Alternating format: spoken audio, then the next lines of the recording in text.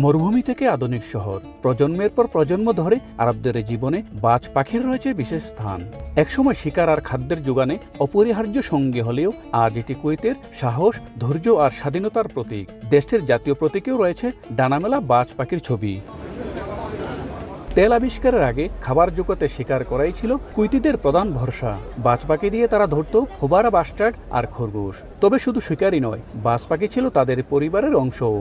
এখনও ঐতিহ্য ধরে রাখতে কুয়েতে রয়েছে বাজ পাখির বিশেষ হাসপাতাল ও বাজার। এখানে চিকিৎসা ও প্রশিক্ষণ সবই হয় আধুনিকভাবে। প্রতি বছর কুয়েতে আয়োজিত হয় আন্তর্জাতিক ফ্যালকন প্রদর্শনী। কাতার, সৌদি আরব, বাহরাইন, ওমান, সংযুক্ত আরব আমিরাত সহ ইউরোপের কয়েকটি দেশ অংশ নেয় এতে। পাখিপ্রেমীরা কেনেন বাজ পাখি ও নানান শিকার সামগ্রী। বড় ধরনের ছাড়ও মেলে এ সময়। মেলায় শুধু কুয়েতিরে নয়, প্রবাসী বাংলাদেশিরাও ভিড় জমান। কেউ কেউ বলছেন এটি তাদের জন্য ভিন্নধর্মী অভিজ্ঞতা। পাখিগুলা কুয়েতের জাতীয় পাখি, এগুলা অনেক মূল্যবান এবং আমরা দেখতে আসছি শীতের সময় আসলে এই পাখি শিকার করতে যায়। এই জন্য এই পাখিদের মেলা বসছে এখানে। বাংলাদেশে প্রায় 8-10 লক্ষ টাকা একটা পাখির দাম।